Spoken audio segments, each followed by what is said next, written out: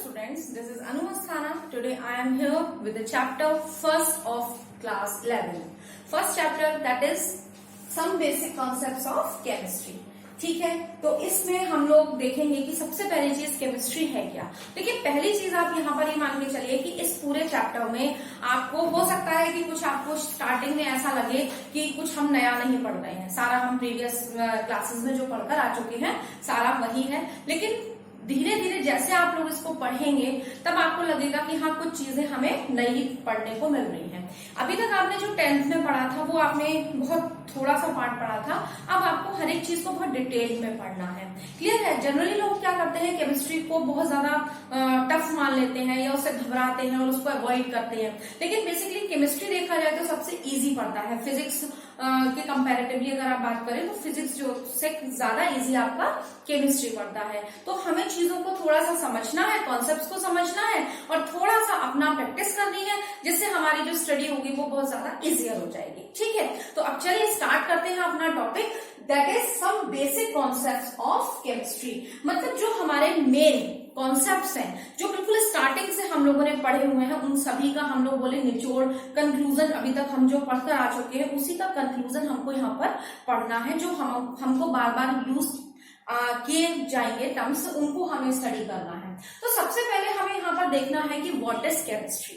Clear है? यहाँ पर देखिए हम लोग पढ़ रहे हैं केमिस्ट्री।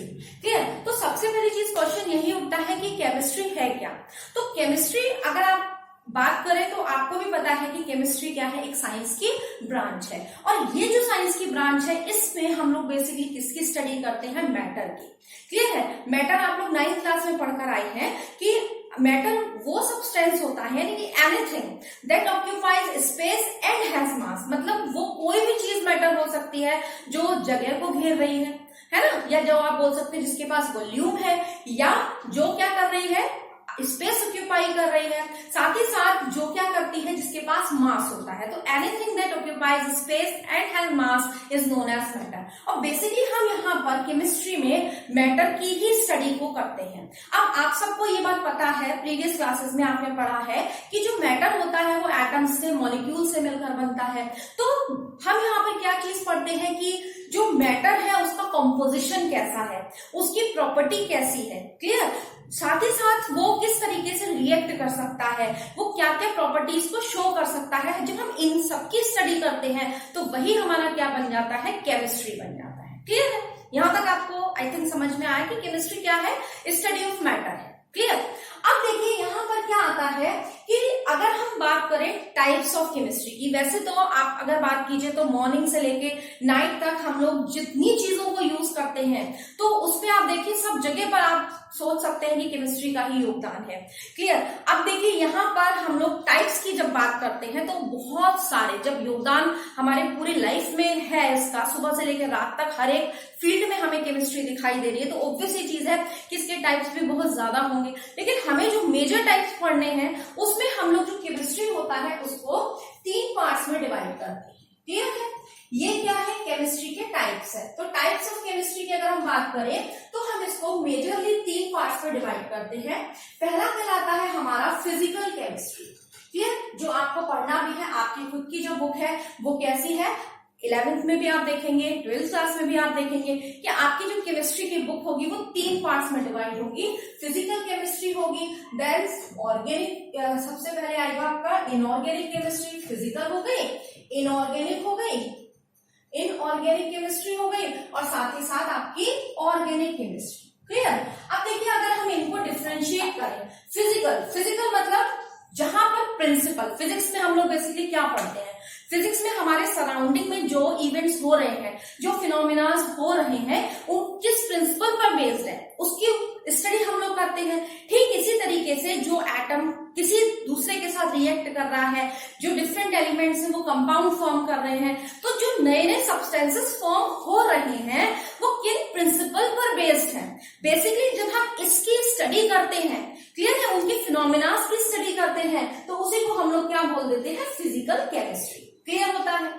इनऑर्गेनिक केमिस्ट्री में बेसिकली हम लोग कार्बन को छोड़कर, means except carbon, when we study the rest elements, हमको पता है कि हमारे पास राउंड अबाउट 118 एलिमेंट्स हैं, तो जब हम कार्बन को हटाते हैं और कार्बन के अलावा जितने हमारे एलिमेंट्स हैं वो किस तरीके से क्या प्रॉपर्टीज शो करते हैं, साथ ही साथ और स्पेशली हम इसके अंदर जो स्टडी करते हैं वो हम करते हैं उन एलिमेंट्स की जो हमको कहा, उन मिनरल्स की जो हमको अर्थ के क्रस्ट से मिल रही है। ठीक है, तो वो क्या प्रॉपर्टीज शो कर रही हैं, किस तरीके से वो एक दूसरे के साथ रिएक्ट करते हैं।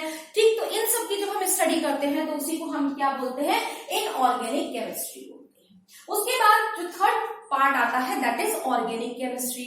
ऑर्गेनिक केमिस्ट्री मीन्स क्या होता है कि ऐसी जो ब्रांच है या केमिस्ट्री क्या बोल सकते हैं, वो ब्रांच या वो टाइप जिसमें हम लोग कार्बन से बनकर जितने भी हमारे पास एलिमेंट्स आते हैं, कंपाउंड्स आते हैं, उनकी स्टडी करते हैं। और स्पेशली हम किसकी करते हैं, हाइड्रोकार्बन्स की। आप लोगों ने 10th क्लास में चैप्टर पढ़ा था कार्बन एंड इट्स कंपाउंड, तो स्पेशली हम लोग किसकी स्टडी कर रहे हैं, इसमें हाइड्रोकार्बन्स की स्टडी करते हैं। ठीक, हाइड्रोकार्बन्स आपको पता है हाइड्रोजन एंड कार्बन, इनका कॉम्बिनेशन जब हम पढ़ते हैं तो उसी को हम लोग क्या बोलते हैं, हम लोग बोलते हैं that is organic chemistry. Clear हुआ? तो अभी तक मैंने आपको बेसिकली क्या बताया कि केमिस्ट्री क्या है, एक साइंस की ब्रांच है जिसमें हम लोग मैटर की स्टडी करते हैं कि मैटर का जो हम पर्टिकुलर मैटर है उसका कंपोजिशन कैसा है, वो किस टाइप का टेस्ट होगा, उसका क्या कलर होगा, उसकी फिजिकल केमिकल सारे प्रॉपर्टीज को जब हम पढ़ते हैं तो उसी को हम लोग क्या बोलते हैं, केमिस्ट्री बोलते हैं। और साथ ही साथ हमने आपको बताया कि केमिस्ट्री का क्लासिफिकेशन मेजरली हम 3 पार्ट्स में करते हैं, physical, organic and inorganic. Clear है? अब हमारे पास एक क्वेश्चन ये भी उठ जाता है कि हम लोगों को केमिस्ट्री की कहां कहां पर हमको स्कोप दिखाई देता है। तो आप देखिए, चाहे हम मेडिकल लाइन की बात करें, वहां पर हम इतनी सारी दवाइयों को देखते हैं, इतनी सारे कॉम्पोजिशंस हैं। आज भी हम लोग देखिए कोरोना के लिए क्या कर रहे हैं, वैक्सीन्स को डिस्कवर करने की कोशिश कर रहे हैं। तो बेसिकली जो वैक्सीन बन रही है वो केमिकल्स का ही कॉम्पोजिशन है, डिफरेंट केमिकल्स का कॉम्पोजिशन है, उसी को हमको क्या करना है, स्टडी करना है। तो मेडिकल लाइन हो, चाहे हम लोग अपने पेंट्स की बात करते हैं, पेंट्स में हमको केमिकल्स की रिक्वायरमेंट होती है। ठीक, साथ ही साथ अगर हम बात करें कि हमारे पास जितना भी एग्रीकल्चर फील्ड है जिसमें हम लोग पेस्टिसाइड्स का इस्तेमाल करते हैं, फर्टिलाइजर्स का इस्तेमाल करते हैं, इंसेक्टिसाइड्स का इस्तेमाल करते हैं, ये सब टर्म आपने सुने हुए होंगे। इन सब फील्ड्स में हम लोगों का यूज, हमें केमिस्ट्री का यूज करना होता है। साथ ही साथ जैसे हम मार्कर की बात कर रहे हैं, ये मार्कर है, तो मार्कर क्या है, प्लास्टिक है। और बेसिकली प्लास्टिक है क्या, तो प्लास्टिक क्या होता है, ये पॉलीमर है जो डिफरेंट मोनोमर्स यूनिट से मिलकर बनता है। तो मैंने आपको स्टार्टिंग में बताया था कि मॉर्निंग से लेकर नाइट तक हम लोग इतनी सारी चीजों को यूज करते हैं, तो वहां पर क्या है, मोस्टली हमारी केमिस्ट्री है। बात क्लियर होती है? तो इसीलिए इसकी जो हमको डिफरेंट एरियाज में, चाहे वो एग्रीकल्चर लीजिए, चाहे इंडस्ट्री लेवल पर लीजिए, हमको केमिस्ट्री की रिक्वायरमेंट होती है। क्लियर होता है? चलिए, अब ये तो हमारा एक जनरल सा रहा कि केमिस्ट्री की नीड क्या है और कितने टाइप की होती है, क्या होती है, ये अब हम लोगों ने पढ़ दिया। अब समझ में लिया इस चीज को। अब हम लोग जो करते हैं कि हमको यहाँ पर एक चीज क्लियर हो चुकी है कि बेसिकली जो केमिस्ट्री है that is the study of matter, है ना, मैटर। तो यहाँ पर एक जो टर्म आया दैट इज मैटर। तो मैटर आपको बहुत अच्छे तरीके से पता है कि एनीथिंग, वो कोई भी चीज क्या है, मैटर है। If anything that occupies space, occupies space को मैं बोल सकती हूँ वॉल्यूम होता है, क्योंकि वॉल्यूम का मतलब क्या है, स्पेस को घेरना। that occupies space and has mass, जिसके पास खुद का मास होता है वो क्या कहलाता है, वही हमारा मैटर कहलाता है। अब देखिए, अगर हम इसकी क्लासिफिकेशन की बात करें, है ना, पहली बात तो मैटर आपको पता है कि हमको जितनी चीजें दिखाई दे रही है अपनी सराउंडिंग में, वो सारी की सारी चीजें मैटर है। चाहे आप हो, चाहे मैं हूं, चाहे मार्कर हो, ये टेबल, ये आपका बोर्ड हो, फैन हो, एसी हो, वॉच हो, हम कुछ भी चीज हमें जो दिखाई दे रही है वो सारी चीजें क्या है, मैटर है। क्लियर? अब हम बात करते हैं इसकी क्लासिफिकेशन की। तो क्लासिफिकेशन आपको पता है कि जो क्लासिफिकेशन होता है वो बेसिकली 2 टाइप से हम करते हैं। किसी भी चीज का क्लासिफिकेशन अगर हमें करना है, केमिस्ट्री की हम बात करते हैं, तो 2 टाइप से हम क्लासिफिकेशन करते हैं। पहला होता है that is known as physical classification, और जो दूसरा होता है that is called chemical classification. ये सारी चीजें आप लोग प्रीवियस क्लासेस में पढ़ चुके हैं। मैंने आपको स्टार्टिंग में ही बताया था कि स्टार्टिंग में आपको ऐसा लगेगा कि ये सब चीजें हमारी पढ़ी हुई हैं। तो देखिए, फिजिकली अगर हम बात करते हैं तो हम किसी भी मैटर को पार्ट्स में डिवाइड कर सकते हैं। पहला होता है सॉलिड, दूसरा होता है लिक्विड और तीसरा होता है दैट इज गैस। सॉलिड क्या होता है, आपको पता है कि जो सॉलिड के पार्टिकल्स होते हैं दीज आर टाइटली पैक्ड, एक दूसरे के साथ बहुत कैसे होते हैं, क्लोज पैकिंग होती है, जबकि लिक्विड के पार्टिकल्स एक दूसरे से थोड़ा सा डिस्टेंस रखते हैं। जबकि गैस की बात की जाए तो गैस के पार्टिकल एक दूसरे से काफी दूर होते हैं। क्लियर? तो कुछ इस टाइप का कॉम्पोजिशन इनका देखने को हमें मिलता है। बात सबको समझ में आ रही है? अब देखिए यहाँ पर आपको दिखाई दे रहा है कि जब इनकी पैकिंग क्लोज है, एक दूसरे के पास बहुत ज्यादा वो टाइटली पैक्ड है, इसका मतलब क्या है कि इनके पास जो फोर्स ऑफ अट्रैक्शन होगा वो कैसा होगा, बहुत ज्यादा होगा। फोर्स ऑफ अट्रैक्शन कैसा है, हाई है ना। जबकि अगर यहाँ पर बात की जाए कि जो लिक्विड्स है, क्या उनके बीच में आपको गैप दिखाई दे रहा है, क्या वो उतने ही टाइटली पैक्ड दिखाई दे रहे हैं जितने कि आपको लिक्विड दिखाई दे रहे हैं? तो आप बोलेंगे कि नहीं, लिक्विड के पार्टिकल्स थोड़े से दूर है एक दूसरे से। इसका मतलब क्या हुआ कि इनका जो फोर्स ऑफ अट्रैक्शन है ये कैसा होगा, सॉलिड के कंपैरेटिवली कम होगा। ठीक है ना। जबकि गैस के केस की बात की जाए तो गैस में तो फोर्स ऑफ अट्रैक्शन बहुत ज्यादा दूर दूर है, तो इस वजह से क्या हो रहा है कि फोर्स ऑफ अट्रैक्शन है ही नहीं, नेग्लिजिबल है, और अगर है भी तो उसको काउंट नहीं किया जा सकता, है ना। तो हम क्या बोलते हैं, दैट इज नेग्लिजिबल। इसके लिए हम शब्द का यूज कर देते हैं नेग्लिजिबल। क्लियर होती है? यहां तक बात सबको समझ में आती है? तो पहली चीज आपको समझ में आ गया कि इनका जो फोर्स ऑफ अट्रैक्शन है वो बहुत ज्यादा है। क्यों ज्यादा है? क्योंकि ये टाइटली पैक्ड है, जबकि ऐसा नहीं है, ये लूजली पैक्ड है in comparison of solid. Clear होता है? अब देखिए, जब इनके पास फोर्स ऑफ अट्रैक्शन बहुत ज्यादा होगा तो ये क्या करेंगे, फिक्स शेप रखेंगे, है ना। आपको भी पता है ये क्या करेंगे, फिक्स शेप रखेंगे। इनकी शेप कैसी होगी, फिक्स होगी। ठीक है, और इनका फिक्स ही क्या होगा, वॉल्यूम होगा। शेप भी फिक्स होगी, इनका साइज भी फिक्स होगा, जबकि इनका वॉल्यूम भी कैसा होगा, फिक्स होगा। लेकिन व्हाट अबाउट दिस, क्या लिक्विड के साथ ऐसा होगा? तो आप बोलेंगे कि इसका वॉल्यूम तो फिक्स होगा, यानी कि इनका जो वॉल्यूम होगा वो तो फिक्स होगा, है ना, वॉल्यूम इज फिक्स्ड। लेकिन ये प्रॉपर्टी आपको भी पता है कि जिस कंटेनर में आप डालेंगे, आपने उसको बकेट में डाला, है ना, पानी को, तो वो पानी बकेट की शेप ले लेगा। आप उसे एक गिलास में डालेंगे, गिलास की शेप ले लेगा। मतलब क्या होता है कि इनके बीच में क्योंकि मूवमेंट हो सकता है, पार्टिकल्स थोड़ा सा मूव कर सकते हैं, इस वजह से क्या होता है कि इनका जो वॉल्यूम है वो तो मतलब जितनी जगह घेर रहे हैं वो तो हमारा फिक्स है, बट इनका जो शेप और साइज होता है ये फिक्स नहीं होता, है ना। तो हम यहाँ पर लिखेंगे कि shape is not fixed. Clear होता है? ये आप लोग पढ़ चुके हैं प्रीवियस क्लासेस में। जबकि हम इसकी बात करें तो इसका ना तो शेप फिक्स होता है और ना ही इसका वॉल्यूम, कुछ भी फिक्स नहीं होता, तो नॉट फिक्स, कुछ भी इसका फिक्स नहीं होता। क्लियर है? Not fix. यहाँ तक क्लियर होता है सबको? चलिए, अब हम लोग अगर और बात करें तो देखिए, इसमें क्योंकि इनके पास इतना ज्यादा स्पेस है ही नहीं कि हम इसे और ज्यादा प्रेस कर सके, तो इसका मतलब क्या है कि दीज आर नॉट कंप्रेसिबल। मतलब क्या होगा कि हम इसको, मैं इसको रब कर देती हूँ यहाँ पे, और यहाँ पर देखते हैं हम लोग कि ये एक पॉइंट हमने ये बता दिया, एक पॉइंट हमने ये बता दिया। हम नेक्स्ट पॉइंट क्या देखते हैं कि दीज आर नॉट कंप्रेसिबल। आप इसको कंप्रेस नहीं कर सकते, ये कंप्रेसिबल नहीं है। इसी तरीके से हमको पता है लिक्विड भी कंप्रेसिबल नहीं होता, तो ये भी क्या होंगे, कंप्रेसिबल नहीं है। जबकि गैस कैसी होती है, हाईली कंप्रेसिबल। आपको पता है कि इसी कंप्रेसिबिलिटी का यूज करके हम लोग क्या करते हैं, इसको सिलेंडर में यूज करते हैं, है ना। एलपीजी गैस में क्या है, हम लोग कंप्रेसिबिलिटी का ही तो यूज करते हैं कि टेम्परेचर को कम पर और हाई प्रेशर करके हम लोग उसको क्या कर देते हैं, प्रेशराइज कर देते हैं कि वो जो गैसियस पार्टिकल्स होते हैं वो इतने क्लोज आ जाते हैं कि वो किस फॉर्म में आ जाते हैं, वो लिक्विड फॉर्म में आ जाते हैं। क्लियर है? तो ये हाईली कंप्रेसिबल होता है। इसके बाद अगर हम बात करें कि इसके पास क्योंकि कंप्रेसिबल नहीं है तो ये कैसा होगा, रिजिड होगा, है ना। तो ये कैसा दिखाता है, रिजिडिटी शो करता है, ये रिजिड नेचर का होगा। और इसके पास फ्लूइडिटी नहीं होगी, क्योंकि इसके पार्टिकल्स के बीच में कोई स्पेस नहीं है, मूव नहीं कर सकता है, तो मतलब क्या होगा, नॉट फ्लूइड।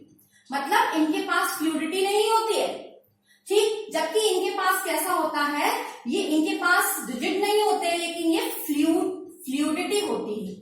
इनके पास फ्लूइडिटी पाई जाती है। और जो गैसेस होती है, क्योंकि इनके पास इतना ज्यादा जगह तो ये रैंडमली मोशन कर सकते हैं, जिस वजह से हम बोलते हैं कि इनकी फ्लूइडिटी लिक्विड के कंपैरेटिवली बहुत ज्यादा होती है। तो ये क्या होते हैं, हाईली फ्लूइड। बात सबको समझ में आ गई। तो ये कुछ ऐसी कैरेक्टरिस्टिक्स हैं जो आपको पता है, प्रीवियस क्लासेस में आपने पढ़ा था, इनके एग्जांपल्स भी हमने देखे थे। ठीक, तो ये प्रॉपर्टीज आप सबको पता है। अब बात करते हैं कि क्या हम इनको एक दूसरे के साथ इंटरचेंज कर सकते हैं, इनकी स्टेट्स को। तो ऑब्वियस चीज है, हम इनको इंटरचेंज कर सकते हैं। आपको पता है कि हम दो कंडीशंस, यानी कि अगर हम प्रेशर अप्लाई करें या हम टेम्परेचर को इंक्रीज या डिक्रीज करें, तो हमारी स्टेट ऑफ कन्वर्जन पॉसिबल है। यानी कि सॉलिड, अगर मान के चलिए हमने टेम्परेचर को इंक्रीज कर दिया तो सॉलिड से लिक्विड में कन्वर्जन हो सकता है ना। इसी तरीके से लिक्विड को गैस में कन्वर्ट करने के लिए भी हम टेम्परेचर को इंक्रीज कर देंगे। लेकिन अगर हम इसका रिवर्स करते हैं, मींस टेम्परेचर को डिक्रीज करेंगे, तो क्या हो जाएगा, जो स्टेट होगा गैस से वो लिक्विड में आ जाएगा, लिक्विड से सॉलिड में आ जाएगा। तो आपको ये बातें पता है कि हम इसका टेम्परेचर और प्रेशर को चेंज करके इनकी फिजिकल स्टेट को कन्वर्ट कर सकते हैं। Is it clear to all of you? यहां तक आई थिंक आप लोगों को समझ में आया होगा। अब हम लोग चलते हैं इसके केमिकल क्लासिफिकेशन की तरफ। ठीक, तो केमिकल क्लासिफिकेशन की अगर हम लोग बात करें तो हमें पता है कि केमिकली जो हमारे पास मैटर होता है, इसको हम लोग 2 पार्ट्स में डिवाइड करते हैं। ये जो मैटर होता है ये 2 पार्ट्स में डिवाइड करते हैं। सबसे पहला होता है that is called pure substances. आपने पढ़ा है ना। प्योर सब्सटेंस, प्योर का मतलब वही प्योर दूध, प्योर घी। ये प्योर वो वाला प्योर नहीं है, क्योंकि वो हमें लग रहा है प्योर है, लेकिन रियलिटी में वो प्योर नहीं है, उसके अंदर भी बहुत सारे और भी चीजें मिक्स हैं। ठीक, तो यहाँ पर हम बताते हैं प्योर का मतलब क्या है, और दूसरा होता है मिक्सचर, है ना। अब देखिए प्योर का मतलब क्या है कि जब सिर्फ एक ही टाइप के सब्सटेंसेस हो, है ना, उसी को हम लोग क्या बोलते हैं, प्योर सब्सटेंसेस बोलते हैं। अब इन प्योर सब्सटेंसेस को अगेन हम 2 पार्ट्स में डिवाइड करते हैं। First is known as element and second one is known as compounds. तो अब अगर आप इसको डिफाइन करें कि एलिमेंट्स क्या होते हैं, तो देखिए एलिमेंट्स वो सब्सटेंसेस होते हैं, वो प्योर सब्सटेंसेस होते हैं जो सिर्फ एक ही टाइप के एटम से मिलकर बने होते हैं। अगर हम उसको डिकम्पोज करना चाहेंगे, मीन्स मैं चाहती हूँ कि मैं उसको फर्दर सिंप्लीफाइड कर दूं, तो क्या मैं कर सकती हूँ? नहीं कर सकती। फॉर एग्जाम्पल मैंने एक आयरन का टुकड़ा लिया, है ना, तो इसकी हर एक पार्टिकल किससे बने होंगे? मैं यहाँ पर लिखती हूँ, देखिए थोड़ा बड़ा करती हूँ। हमारे पास मान के चलिए आयरन के पीस है। ठीक, हमने इसका एक आयरन का टुकड़ा ले लिया, दिस इज आयरन। अब इसको अगर हम देखें तो इसके जो एटम्स होंगे पहली बात टाइटली पैक्ड होंगे, कुछ इस टाइप से होंगे, और इसका हर पीस किसका होगा? आयरन। हर एटम उसमें क्या होगा? आयरन ही होगा। अब अगर इसको मैं फर्दर सिंप्लीफाइड करूं, मैं चाहूंगी इसको डिकम्पोज कर दूं और तोड़कर इसको और सिंपल बना दूं, तो वो इससे ज्यादा सिंपलेस्ट फॉर्म में हो नहीं सकता। क्यों नहीं हो सकता? क्योंकि ऑलरेडी ये क्या है? सिंपल फॉर्म में है। बात सबको समझ में आ गई। तो एलिमेंट्स क्या हो गए? जो सिर्फ और सिर्फ एक ही टाइप के सब्सटेंसेस या एक ही टाइप के एटम से मिलकर बने हों और जो कि डिकम्पोज नहीं किए जा सकते हैं फर्दर, उन्हीं को हम लोग क्या बोलते हैं? एलिमेंट्स बोलते हैं। क्लियर होता है। उसके बाद हम बात करते हैं कंपाउंड्स की। तो एलिमेंट्स सबसे पहले हम इसके एग्जांपल देख लेते हैं। तो आपको एग्जांपल के लिए आप आयरन ही ले सकते हैं, कॉपर ले लीजिए, एल्यूमिनियम ले लीजिए, सिल्वर ले लीजिए, गोल्ड ले लीजिए, प्लेटिनम ले लीजिए, कुछ भी आपके पास। आपने पीरियोडिक टेबल देखी हो तो उसमें स्टार्टिंग में हमको नंबर ऑफ एलिमेंट्स की लिस्ट दी हुई है, तो उनकी जो नेमिंग है वो सारे के सारे वो क्या है? वो सारे एलिमेंट्स हैं, है ना, क्योंकि वो ऑलरेडी सिंपल फॉर्म में है। अब हम लोग बात करते हैं कंपाउंड्स की। तो कंपाउंड भी हम लोग बोल रहे हैं प्योर सब्सटेंसेस हैं।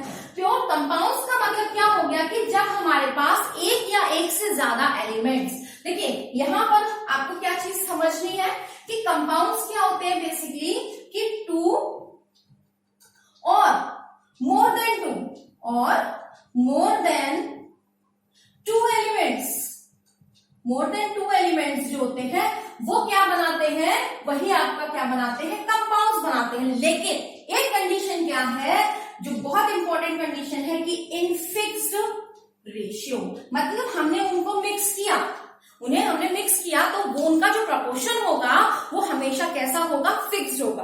ऐसा नहीं है कि मान के चलिए कि हम चाहें कि उसको थोड़ा सा कम, एक एलिमेंट हमने कम ले लिया, एक ज्यादा ले लिया, तो ऐसा पॉसिबल नहीं हो पाएगा। हमें फिक्स्ड कंपोजिशन को ही क्या करना पड़ेगा? लेना पड़ेगा, तभी हम कंपाउंड्स को बना सकते हैं। फॉर एग्जाम्पल हमने लिया H2O, तो हमको हाइड्रोजन के 2 ही एटम चाहिए, ऑक्सीजन का 1 ही एटम चाहिए। अब हम अगर बोलेंगे कि भाई हमारे पास हाइड्रोजन का सिर्फ 1 एटम है और ऑक्सीजन का तो 1 एटम है, हम चलिए वाटर बना देते हैं, तो ऐसा पॉसिबल नहीं है। तो fixed ratio should be there, that is the important condition. Second thing क्या है कि अगर मैं इसको डिकम्पोज करना चाहूं, मीन्स इसको मैं फर्दर सिंप्लीफाइड करना चाहूं, तो ये क्या हो सकता है, सिंप्लीफाइड हो सकता है। मैं इसको तोड़ना चाहूं तो ये क्या हो सकता है, हाइड्रोजन और ऑक्सीजन में ब्रेक हो सकता है, ये आपको पता है, क्लियर होता है। तो ये हमारा क्या हो गया, एलिमेंट्स और कंपाउंड्स हो गए। अब हम बात कर लेते हैं मिक्सचर्स की, क्लियर है। मिक्सचर्स क्या होते हैं, बेसिकली मिक्सचर नाम से ही समझ में आ रहा है, मिक्सचर। अब देखिए आप बोलेंगे, यहाँ पर पहले मैं इसको लिखती हूँ कि जो मिक्सचर्स होते हैं, these are the combination of 2 or more than 2 elements. अब आपके दिमाग में क्वेश्चन आना चाहिए कि यहाँ पर भी हमने कॉम्बिनेशन लिया था, 2 या 2 से ज्यादा एलिमेंट्स को ही हमने कंबाइन कराया था, यहाँ पर भी हम सेम कर रहे हैं, लेकिन यहाँ इन दोनों में काफी अंतर है। वो क्या अंतर है कि यहाँ पे हमारा जो रेशियो था उनको मिक्स कराने का, एलिमेंट्स को, वो कैसा था, फिक्स्ड रेशियो था। Just keep this thing in your mind that the ratio of the elements which are mixing or which are participating, the ratio is fixed, but in the case of mixture it is not fixed. Clear है। ये कैसा होता है, आप इसको किसी भी proportion में ले लीजिए तो वो क्या कहलाएगा, आपका मिक्सचर कहलाएगा। आपके पास कम है, आप कम ले लीजिए, ज्यादा है, ज्यादा ले लीजिए, है ना। तो जैसे एयर है, तो एयर क्या है, this is the mixture of gases. कभी कम हो जाती है, कुछ पार्ट हो सकता है और कुछ ज्यादा भी हो जाता हो, है ना। तो यहाँ पर क्या हो रहा है, मिक्स हो रहा है, मिक्सचर हो रहा है। मिक्सचर का मतलब क्या हो गया कि जब 2 या 2 से ज्यादा एलिमेंट्स आपस में कंबाइन करें, और साथ ही साथ कैसे कंबाइन करें, विदाउट एनी प्रपोर्शन, यानी कि कोई फिक्स प्रपोर्शन ना हो, तब हम उसे क्या बोलते हैं, उसे हम लोग बोलते हैं mixture, not a fixed ratio. Is it clear. चलिए अब देखिए, जो मिक्सचर होता है ये फिर से फर्दर क्लासिफाइड होता है। इसको हम लोग पहला बोलते हैं हेट्रोजीनियस, और जो दूसरा होता है this is known as homogeneous. तो देखिए आपको ये बात क्लियर है, हेट्रो मतलब होता है डिफरेंट या अदर, होमो मीन्स होता है सेम। मतलब क्या हुआ कि हेट्रोजीनियस का मतलब क्या हुआ कि जब आपका जो कंपोनेंट्स हैं, जो आप जिससे आप मिलकर मिक्सचर बना रहे हैं, अगर वो कंपोनेंट्स का जो कंपोजिशन है वो सेम ना हो, यूनिफॉर्म ना हो, मीन्स आपको सेपरेटली दिखाई दे। सपोज क्या करते हैं, हम ऑयल लेते हैं कंटेनर में और उसी में हम वाटर डाल देते हैं, क्लियर है। तो अब हमें क्या दिखाई देगा कि हमें जो वाटर और ऑयल है, मीन्स हमको यहाँ पर तो ऑयल दिखाई देगा और ये हमें क्या दिखाई देगा, वाटर। तो अगर मैं इसको कितने भी अच्छे तरीके से प्रॉपरली स्टिर कर लूं, तब भी मुझे तेल अलग दिखाई देगा, पानी अलग दिखाई देगा, उसकी यूनिफॉर्म कंपोजिशन नहीं है। मैं अगर हो सकता है ऊपर से लूं तो मेरे पास ऑयल ज्यादा आए, इस साइड से अगर मैं लूं तो मेरे पास पानी का अमाउंट ज्यादा है, तो यूनिफॉर्म कंपोजिशन नहीं है। तो इसका मतलब क्या हुआ कि जितने भी हमारे पास हेट्रोजीनियस मिक्सचर्स होते हैं, इनके पास क्या होता है, do not have uniform composition, not uniform composition. बात सबको समझ में आ गई। कंपोजिशन किसकी, कंपोनेंट्स की, है ना। मान के चलिए पानी में आपने सैंड को डाल दिया, सैंड पार्टिकल्स को अच्छे से मिक्स किया, तो ऊपर आपको हो सकता है कि थोड़ा सा कम मिट्टी आए, नीचे आपको बहुत ज्यादा मिट्टी आ जाए पानी के अंदर, क्योंकि नीचे सेटल डाउन तो होगी। तो यहाँ पर क्या है, यूनिफॉर्म कंपोजिशन नहीं होगा। जबकि यहाँ पर एक चीज और होती है कि separation layer is find, separation layer is form, यानी कि सेपरेशन लेयर बन जाती है, इज फॉर्म। आप कितने भी अच्छे तरीके से पानी को और तेल को मिक्स कर दीजिए, आप कितने भी अच्छे तरीके से सैंड को और वाटर को मिक्स कर दीजिए, लेकिन कुछ समय के बाद आप देखेंगे कि क्या हो जाएगा, पानी अलग होगा, मिट्टी अलग होगी, है ना, तेल अलग होगा, वाटर अलग होगा। Is it clear. आपने देखा भी होगा। तो ये क्या है, हेट्रोजीनियस, जिसमें आप सेपरेटली फाइंड आउट कर सकते हो कि हाँ ये बच्चा ऐसा, सॉरी नॉट बच्चा, ये आपके पास कंपोजिशन फर्स्ट कंपोनेंट ऐसा है और ये दूसरा कंपोनेंट स्टार्ट हो गया। बात सबको समझ में आ गई। अब हम बात करते हैं होमोजीनियस। होमोजीनियस ठीक उसका उल्टा हो जाता है। तो इसकी अगर हम बात करें तो होमोजीनियस में हम लोग का मतलब क्या contains या having uniform concentration, uniform composition, having uniform composition, जिसकी composition कैसी होगी, यूनिफॉर्म होगी। क्लियर? साथ ही साथ मीन्स इसका मतलब समझ में है आपको कि यूनिफॉर्म, फॉर एग्जांपल मैंने पानी में हमने शुगर डाल दी, है ना। जब हमने पानी में शुगर डाली तो आपको पता है हमने उसको प्रॉपर्ली स्टर किया, तो जब हम उसको प्रॉपर्ली अच्छे तरीके से मिक्स कर लेंगे तो चाहे मैं उसको ऊपर से टेस्ट करूं, चाहे मैं उसे मिडिल में से टेस्ट करूं, चाहे मैं उसको बॉटम से टेस्ट करूं, तो पूरे वाटर का जो स्वीटनेस होगी वो सिमिलर होगी, एक सी होगी। ऐसा नहीं होगा कि कहीं पे कम है कहीं पे ज्यादा है, ऐसा नहीं होगा। तो यही मतलब हो गया कि कॉम्पोजिशन हमारी कैसी है, यूनिफॉर्म है। अब जब प्रॉपरली सब कुछ मिक्स हो चुका है तो क्या आप उसे सेपरेटली फाइंड आउट कर सकते हो कि देखो ये तो चीनी है और ये पानी है? हम नहीं कर सकते ना। इसका मतलब क्या हुआ कि इसकी क्या होती है, नो सेपरेशन लेयर, इसकी कोई भी सेपरेशन लेयर नहीं बनती। Is it clear to all of you? तो इस तरीके से हम लोग क्या करते हैं, अपना कैटेगराइजेशन करते हैं, क्लासिफिकेशन करते हैं डिफरेंट टाइप के एलिमेंट्स का, कंपाउंड्स का, मिक्सचर्स का। और आई होप कि आप लोगों ने ये अच्छे तरीके से समझा होगा, क्योंकि इसको मैंने थोड़ा सा और डीपली नहीं बहुत ज्यादा पढ़ाया है, क्योंकि ऑलरेडी ये प्रीवियस क्लासेस में आप लोग पढ़कर आ चुके हैं। क्लियर है? अब आप लोग इस चीज को बहुत अच्छे तरीके से पढ़िए। अपने लॉकडाउन के टाइम को आप ये मत सोचिए कि हमें इसे वेस्ट करना है, जस्ट यूज दिस प्रॉपरली, इसको पढ़िए। आप जहां पे आपके डाउट्स हैं आप उसको कमेंट बॉक्स में लिखकर बताइए, ठीक। और आई होप कि आप लोग इसको ज्यादा से ज्यादा लाइक और शेयर करेंगे वीडियो को, जिससे आपके साथ साथ और भी आपके फ्रेंड्स इसका बेनिफिट उठा सकते हैं। और मेरे वीडियो को देखने के लिए थैंक्स।